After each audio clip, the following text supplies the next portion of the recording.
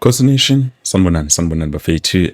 Welcome back to Football Trends with me, OQB. Well, on today's video, Bafetu, I do have some updates. Finally, Jessica Motaung has finally broken her silence in terms of, Kaizer Chiefs' new plans and strategy, especially for March this new year, the 2026 year. Obviously, we will be looking at, the signings and what they have been trying to do and also what she said, because she did say a lot. So obviously, we will be looking at that and touching on those things and also talk about at least one potential signing that we do necessarily need for this new second half of the season, because it's the new season because we are still on the same season. It's just the second half of the season 2025 to 2026 season, which is this one. So yeah, before we get there, again, please do make sure that you like the video and also do not forget to subscribe to the channel and click the bell notification so that next time when I post a new video, you will be notified and be able to watch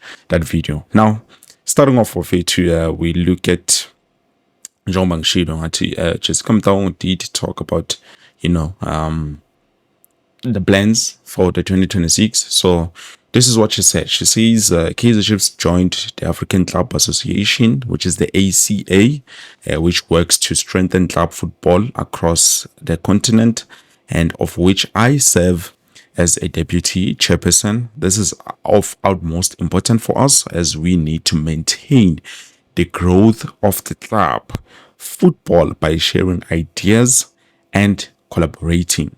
So yeah, first things first, ACA, it's where they will be collaborating, especially for ECAF, because so far we are playing CAF and it's been a while since we last participated in the CAF Confederations, even though we are not doing exceptionally well currently. But I did say yesterday with Hajane, if we can be able to try and fix those problems or those errors that we did have, maybe we can push more, because they were mostly our mistakes and also, not being able to capitalize on the chances that we create. And last but not least, sometimes I do feel like about referee about they are working against us. So those are the things that we need to look at. Obviously, with Indabasaga referee, we can't do anything about it. But if Kaizer can try to implement the strategy of scoring early in the games and making sure they maintain that lead, then it's going to be marvelous to watch. So we need to start with players who are going to be attack minded, and then we go all in,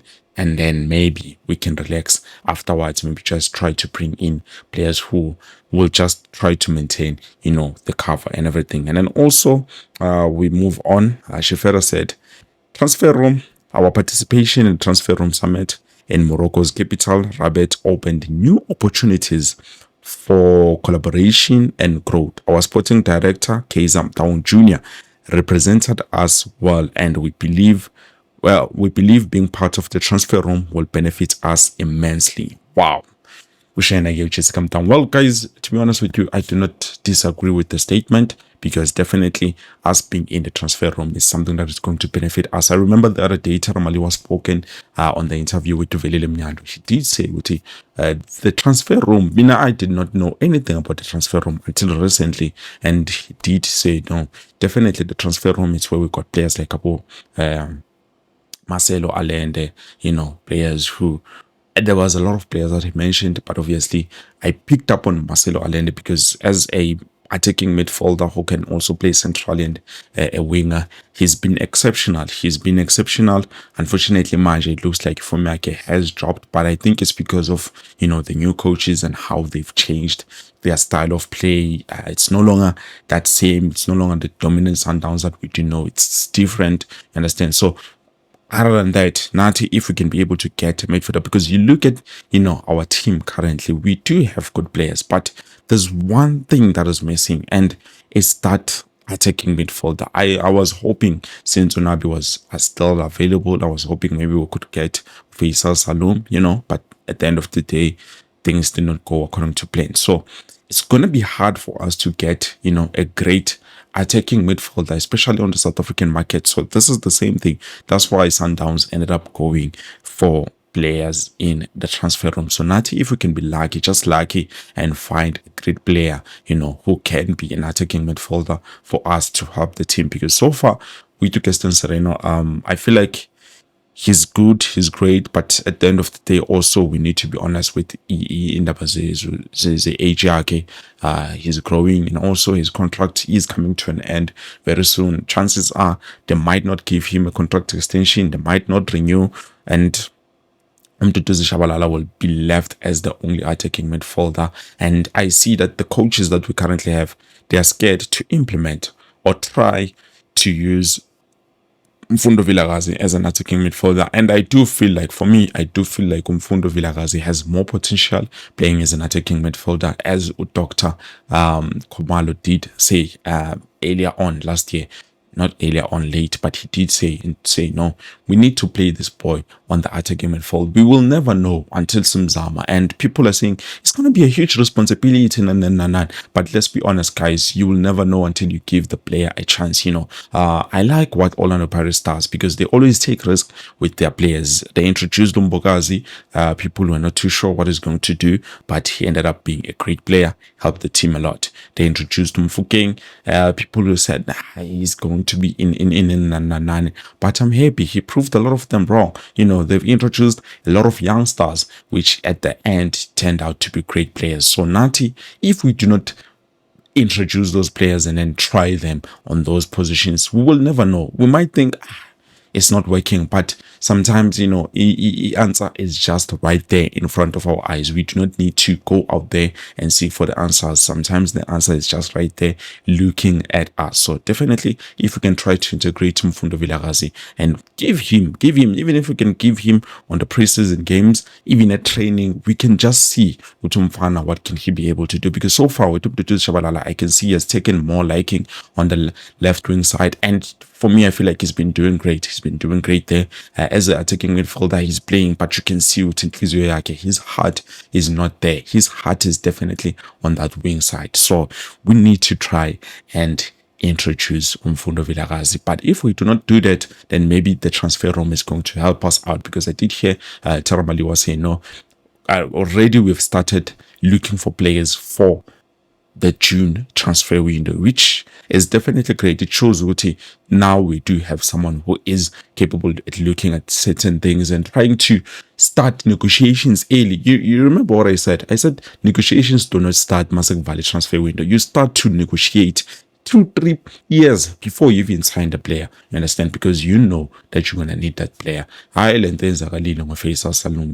that was very, very poor. But anyways, we are not there. And then moving on, Jessica did also, reflect on the last year, what we did. I'm not gonna read everything because it's long, but she did talk about, Guti 2025 was the year of perseverance, and we got a lot of rewards for it, even though we might feel like it's not enough, because we are coming from, good day, like we have been hungry. We have been hungry for the longest time, and we might feel like what we have achieved is not enough. But we look at the achievements. The DDC, they managed to win the title for the first time, and they got to go and play for the got to go and play against Manchester United, Leeds United, about QP and other teams do EPL. So that is great for us, and teams like about Chelsea. That is good. That is good. All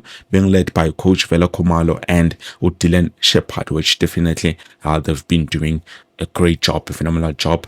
And then also we did manage to get back to the continental football after winning the Nedbank Cup, which some of you might say Nedbank Cup alone is not good enough. But let's be honest, guys, coming from 10 years without winning any silverware, and then we managed to win the Nedbank Cup, we go to the continental football.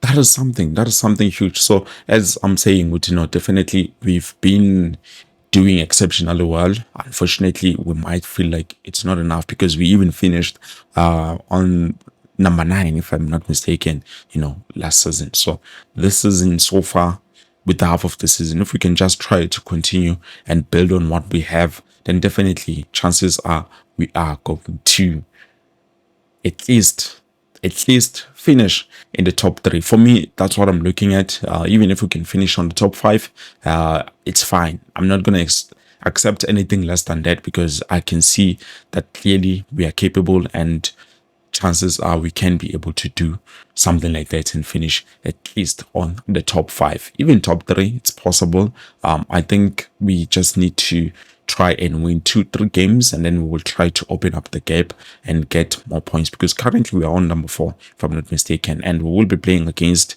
what is this team? Siyadlala manje njengasekudala, and I forgot. I will check everything, guys, and then I will come back to you. And also, we're going to talk about the coach later on. So for now, let me just close this video, and then we will talk more later on. But what I'm saying, the players attacking midfield, let's put Mfundo Vilakazi, and that's it. Perfect. This is it. Thank you so much for watching.